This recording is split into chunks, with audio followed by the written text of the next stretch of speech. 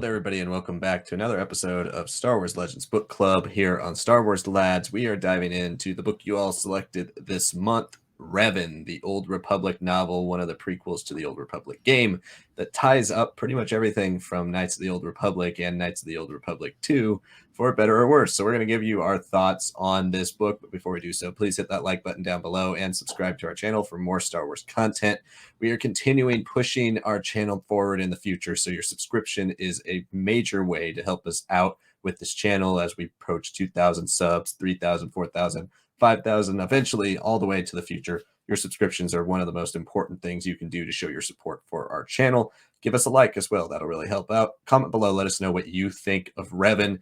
Is it a book you've ever read before, or is it a book you haven't? Let us know all your thoughts down below on Revan and our discussion. Of course, with all these Legends Book Club discussions, our discussions are spoiler-filled. So make sure, if you don't want spoilers for Revan, to at least read the book and then come back and listen to our thoughts after, because we will be getting into all the major plot points and details, beginning here with our first section, which we like to call the writing and the plot. Basically, this is everything from the way the book is constructed to the way the plot plays out throughout the novel. Sanak, what were some of your thoughts on both the writing and the narrative throughout Revan? Yeah, I think the writing, at least the first part, kind of played out the way I expected, especially because it is Drew Karpyshyn who was involved in the first KOTOR game.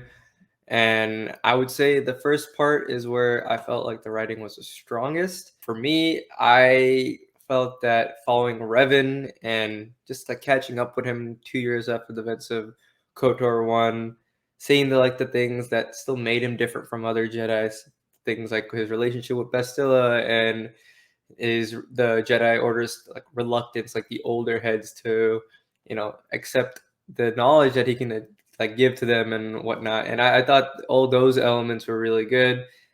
And then of course this is a Star Wars: The Old Republic tie-in, so naturally some of the elements of that game were already kind of implanted here. And KOTOR 1 and 2 are notorious for having a supposed third game in the works before it got canceled. And I think in the first part, Drew manages to make it interesting and compelling enough for me, especially when Revan starts like dealing with a lot of these visions and nightmares that he's been having, and they are obviously directly leading him towards the real enemy that's been haunting him. And like his work, his search, all that was pretty solid. It's nice to get back with our old KOTOR 1 companions, at least some of them anyways. And I thought the whole first part was the strongest for me. I really enjoyed his characterization. I enjoyed catching up and seeing the small evolutions of all these characters, what made them stand apart now that they were like a crew in the game, and now they've kind of like spread out and lived their own lives, what still makes them different from other people. I like seeing those elements play out. I think it's where we get to the second part that it's not as great. And I think that's because we are focusing on Meetra, and unfortunately, while she is a wonderful character, she's not originally written by Drew, and I think that is where a lot of the weaknesses come out. Because even if I haven't played through old KOTOR 2 myself, I know the story, I know like the characterization and how deep and complicated and like questioning it is of like the whole theology and everything behind the Jedi, the Force, the galaxy as large. And that's what made that game so compelling for so many people, even with the cut content, and then especially once the cut content was restored by fans. And here, I don't know, I don't think I really loved her characterization. She felt a little too simplified. She felt very much like a Revan clone when she's anything but that.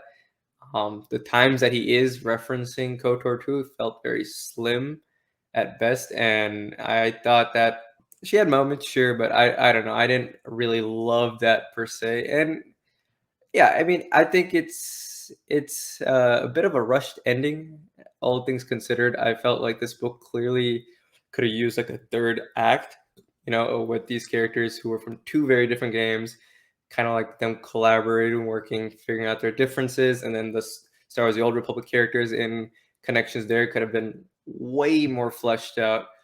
And yeah, I think that's really where the book falters, because by the end, it's already losing a lot of steam with the whole POV switch and whatnot. And then once the climactic stuff happens, it does feel like just a pure game tie-in, and it feels like it's hard to really read this book in 2023 without really looking at how Star Wars: The Old Republic played out.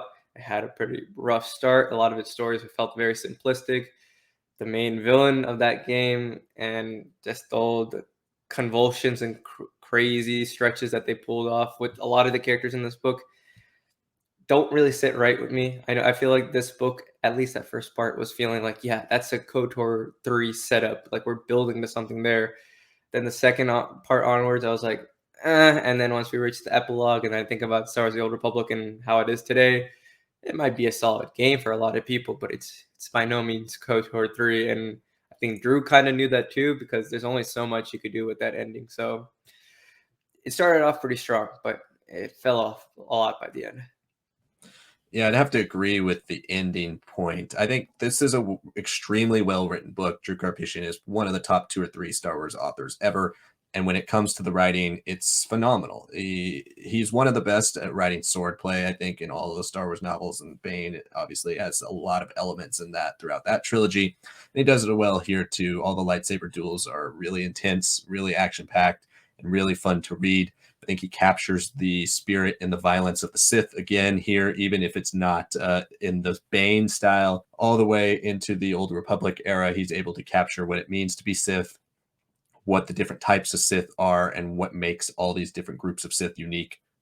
Honestly, tying a lot into the Bane trilogy in a way throughout this novel. And I think he does a great job writing that. I think he also does a great job with Revan. Revan is a bit more classically good than I think ideally he would be, but we do have that, in the more canonical version of the EU, Revan does switch back to being that Jedi that he was. So this does feel nicely tied into that. And I think he's got enough depth and enough elements to make him a really interesting character. He is the best part of this book. And I think all of those connections and the reverence that Karpyshyn shows to his own writing with his pulls and his references and his very meaningful expansions of characters from KOTOR are done here. The Meetra storyline, while I think he services the character decently well in her exploits, that's the one that's one of the most disappointing when it comes to the end. I think the way he utilizes her and then just ultimately kills her off is quite disappointing. And ultimately, the ending as a whole is very disappointing because it does feel rushed and it does feel the most corporate. I've read two the Old Republic novels. I've read this and Deceived, and both of them have very corporate video game tie-in endings where they feel like the author wants to take the story in a certain interesting direction, but unfortunately, EA and at the time Lucasfilm are like, no, this is where the story needs to end. So you've got to somehow make it back here. But they're also, all these books are also pretty short. So there's almost like a page mandate with, I'd love to research that more or hear a story if that's true, because almost all these books are less than 400 pages, less than about 350 pages. They're short novels that have very, very accelerated ends. And Revan is definitely a victim of that. I think that's the thing that rubs most people the wrong way when they read Revan. And it's no different here for us. It is a disappointing end to a character who has been built up in our minds so expansively. But I also don't want to discount, to me, really the first, up until like that last two, 3 chapters, I really, really like this novel a lot. It has a really nice pace, a really brisk pace, and I think all of the character interactions, new characters, old characters, all of it works quite well. It really is just the fact that it is so unsatisfying when it ends and wants you to play a video game that is hundreds and hundreds of hours long to get to ultimately what's the conclusion of Revan's story.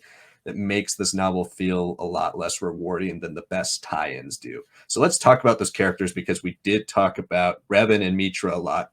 There are also a lot of other Old Republic characters in here, or KOTOR characters in here. There's Canderous, who shows up for quite a bit of time. T3, obviously, throughout almost the entire book. And then we have Bastila, who doesn't have much of a role. I think I would have preferred to see a bigger role for her, but she does have a role in this novel. And then we have to talk about the most controversial element of the Old Republic, but also of this book, Darth Vitiate, the Sith Emperor, and really the establishment of the Sith Empire here. Sanak, what are some of your thoughts on all the characters in this book, and which characters, both new and old, stood out to you? Yeah, I think it's interesting that you talk about like the corporate feel of this book because interestingly enough, I felt that Lord Scourge was pretty good as a character. I think he could have been very much just the Sith warrior class that we have in the game and then copy pasted and just been like, this is why it feels similar to you when you play the game because you're like following in his footsteps and what he's established to be like the ideal, right? And it's not that. He's definitely a guy who is pretty aware of his limitations, aware of like the politics being involved, the casteism, the martial law, everything that goes against his fullest abilities. He's someone that even like when he has a great victory after a great fight, another Sith will look at it and be like, "Oh, I've noticed you took a little extra time with that or whatever." So he is very fragile despite being this big boisterous Sith pureblood. I think part two is where he starts to like really like grow as a character for me because he's already had such a great foundation that when he spends time with Revan, when he's trying to learn more about the Force, understand what he can do to continue climbing up this ladder. I think that's what makes him pretty interesting. And he's a character who's, when he's finally like broached with the concept of like being part of the Force, giving yourself into the Force, that's where it becomes really interesting because he is the one who really accelerates this end here. So I can understand why it feels so rushed because he truly is taking a vision and trying to push it forward after already creating a lot of steps in there. But again, I like his final act. It's just that it's like, well, I this character was really fun to read about. I wish that a lot of that really interesting meaty stuff that was happening to him, like that evolution of him, isn't like you said, locked away behind hundreds and hours of a game, and you barely even interact with him in the game until pretty late on in the story too. So that was frustrating. I loved Canderous. I liked seeing the Mando culture, his clan, his lover, and like his role in becoming the Mandalore, the Preserver. Like we've seen that. I think that was the greatest work of tying in that Karpyshyn managed. He made Canderous how he was in KOTOR 1 come out and then evolve because of great plot elements, because of personality changes into what we see in KOTOR 2. I get your point about Bastila. I think she should have had a bigger role, but she is also tied in by what KOTOR 2 has. So I understood that to a degree. Again, I don't love Meetra. I think Meetra is a lot more complicated of a character. It's when she's dealing with like things that feel reminiscent of like the mass shadow generator and her guild. It's when she's the strongest. It's when she's like, I'm Revan's dedicated like friend and servant almost. It felt a little demeaning. And then her end is also just stabbed in the back of the shoulders. It wasn't even like she had a chance. It was just depressing. So enjoy the characters. I just wish one of our big three was better handled because Revan was great. I loved him in the entire book, honestly, especially once he got his mask back. I thought that was like, oh man, this could be something really interesting here. But then it just happens so fast that you're like, I don't even really what happened, what the consequences of this being inserted back in his life with the mask and also. Yeah, characters for the most part strong, but that ending really does zero justice to Meetra. It really does. And I think Meetra, she's never really excels past where she is in the games. And, you know, we talk about a lot on this channel when we bring up Knights of the Old Republic and the Old Republic and those timelines. Those timelines, we all feel like they're super fleshed out. They've got all this story, but really they don't. It's Knights of the Old Republic, Knights of the Old Republic 2, and Revan really is the Knights of the Old Republic timeline. There aren't really anything else that gives you full backstory to Revan, full backstory to Malik, or any of these things. So most of the lore from that period comes from the dialogues and the interactions and stuff you have in those games where they can pull nuggets, but really we never get to see it unfold. So there is a lot of imagination when it comes to the characters about what their history is or what was that like. And I think here for Karpyshyn, he really has the unenviable task of taking characters that you get to craft as your own, or you get to imagine everything about them, and now giving you, no, this is exactly how they are. I think that's always going to be difficult, and it's one of the reasons we all have the debate about whether or not we should be having a Revan type character in canon, because that character, while awesome and everybody loves them, there's no way you're going to be able to capture Revan or Meetra and make them exactly how all of us individually feel like they are to us. So I think for the most part, considering Revan is his character and his concept, along with the rest of the people on the BioWare team, I feel like he does a great job capturing Revan, T3, Canderous. All those great parts are great. Meetra is given less reverence than he gives his own characters, but I still think Meetra, for me, was serviceably fine. I think if she was able to live on, I would have loved to see more of her life's work. But the fact that she dies does make it a lot more disappointing that her appearance is just only in this, which, after devoting so many hours to the game, it's a disappointing end for both of them. And I want to talk about Scourge as well. Scourge is probably the standout character of this book because we expected great things from Revan. Scourge is a new character, and as new characters go, I thought it was great. And I love Karpyshyn's analysis of the Sith hierarchy and further exploration of the way all of the Sith politics worked back in the day, because he loves to get into the minds of dark side people, and I think he does it better than anybody really ever, besides maybe George Lucas. So all of that is wonderful. Darth Nyrus, I believe, is the character that sends Scourge on his mission. Ultimately, she is kind of a semi-antagonist for most of the book. Thought she was a solid character as well.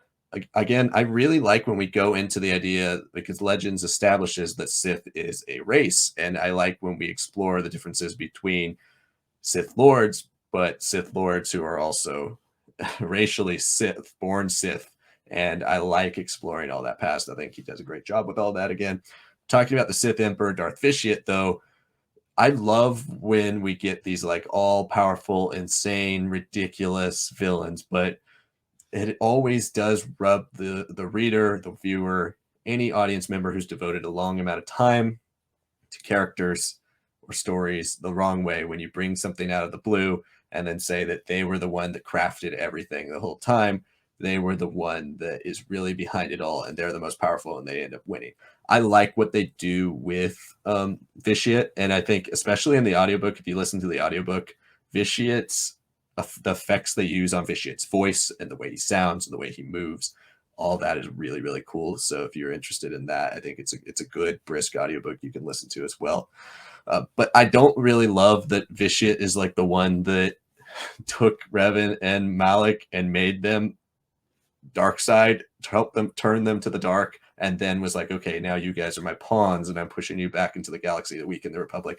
That is very typical of EU and Legends era Star Wars, where you didn't have somebody like George saying like, these are my things and you can't touch them or I'll retcon you, type of thing.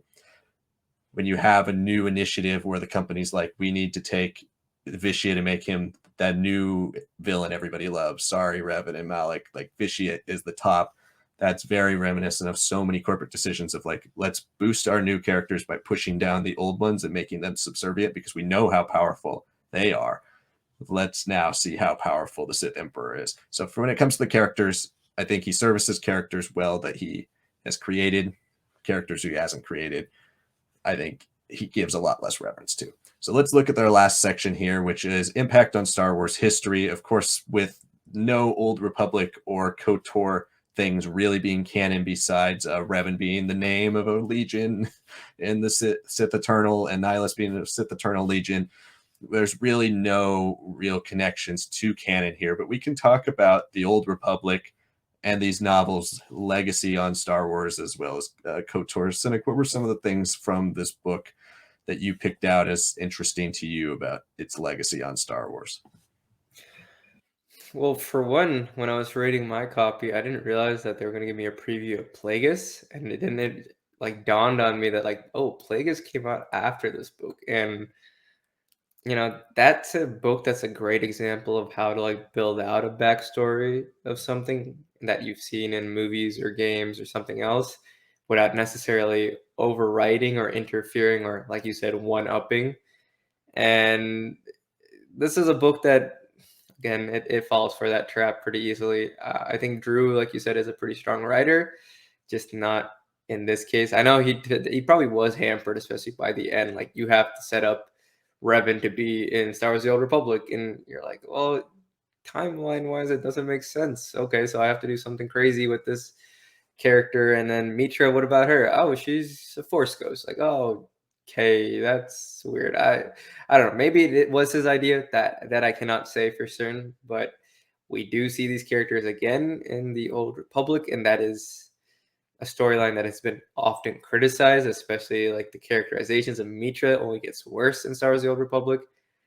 And then there's like the revanchists and the whole idea of like splitting the dark side and the light side versions that I think they're trying to like hint at, with Revan kind of accepting his mask and all of it like flooding in to take over him. Which, if that was a great idea to put out there, sure, but I don't know if it was developed enough in this book to really make me appreciate it once that game expansion came out. But it's also pretty interesting to see how this book being written and released in 2011 fares in comparison to the Old Republic now. Like Vitiate, yeah, he's a Sith pureblood in one scene, but then in the game he's got like almost like a human-like form.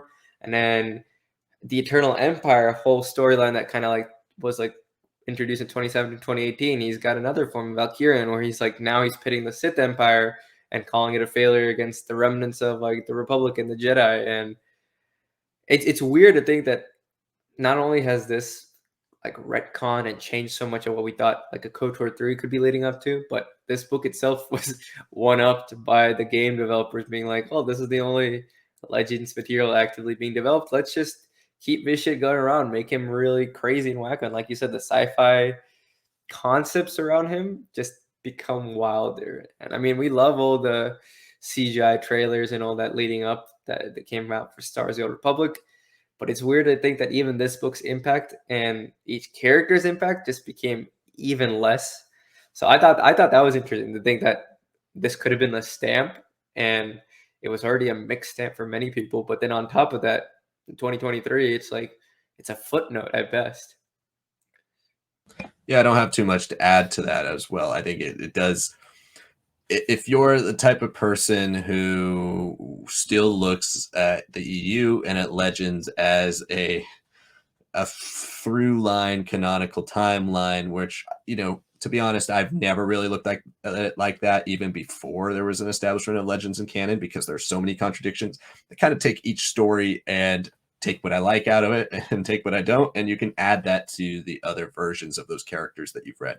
So for me, this doesn't like ruin KOTOR or anything, but it does definitely subtract from where we could possibly see the legacies of these characters heading. But ultimately, yeah, it is to boost up the Old Republic. The Old Republic, whether for all its hit and miss storylines, it has become one of the most important pieces of Star Wars media ever. It is still the only piece of Legends coming out, and it's got some damn good trailers, if you want to at least give it credit for that. It's got some really cool ideas, and I think it's the type of storytelling that, even though it doesn't always work, I appreciate that it allows Star Wars to go crazy and really dive into its fantasy elements, because sometimes we get too safe when it comes to Star Wars and we see it as a box thing of like, it's got to fit this way, especially in canon, because we're trying to not ruin the canon or affect the timeline or change things that can't be fixed because everything is supposed to be set.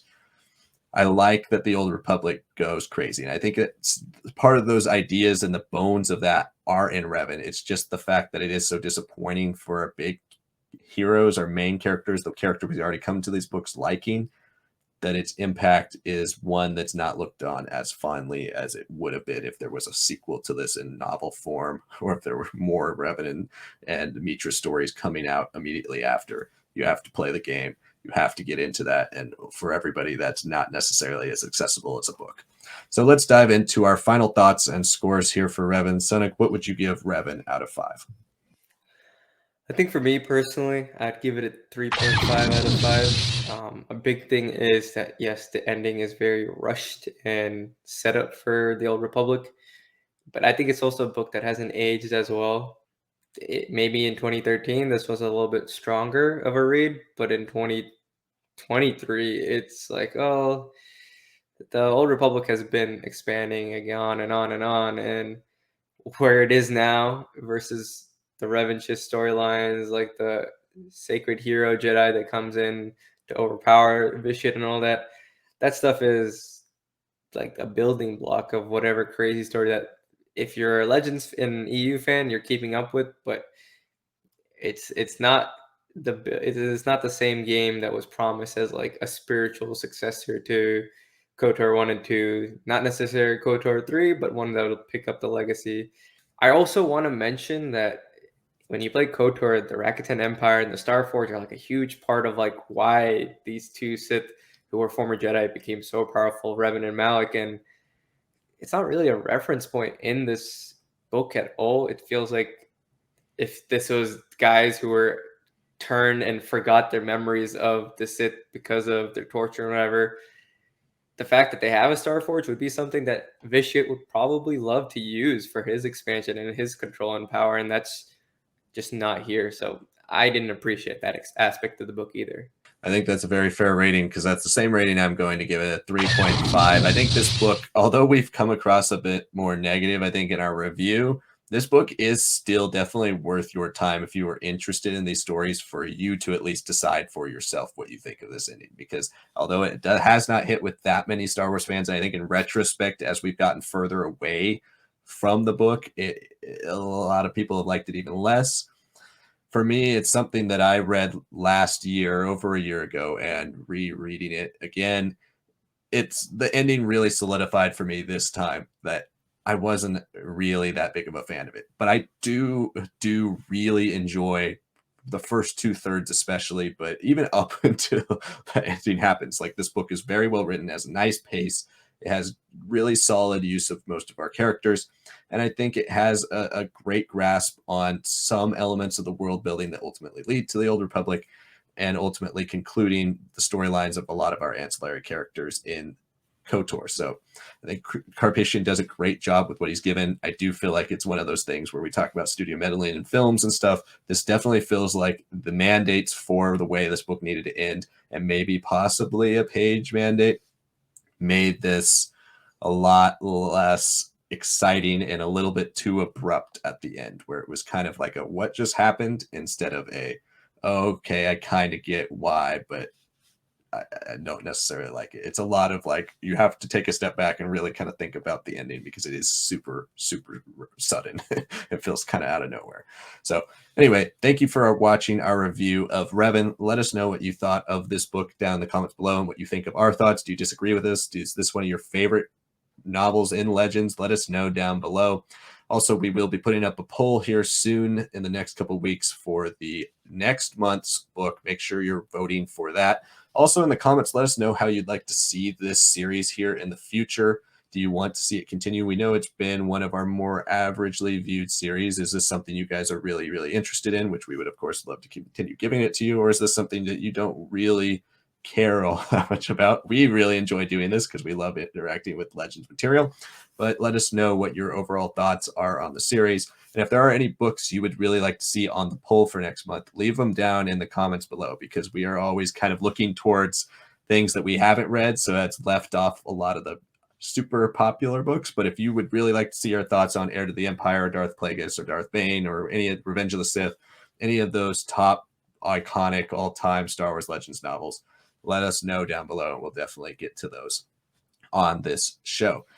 If you haven't yet, hit that like button, subscribe to our channel. It really helps us out. It's the #1 way you can show your support and help our channel if you enjoy our content. Of course, we'll give you a lot more content here in the future. We have more Bad Batch covering up this week, episode 4 and then episode 5 predictions, Wednesday and Friday respectively. Make sure you check those out. And we will be continuing with our Bad Batch coverage all the way through the entire season. And then Mandalorian starts in March, and Jedi Survivor comes out in March. So we have a ton of Star Wars content coming up. You're going to want to stick around with Star Wars Lads for all of it. It's going to be a very fun next 4 months. So make sure you're sticking around with our channel.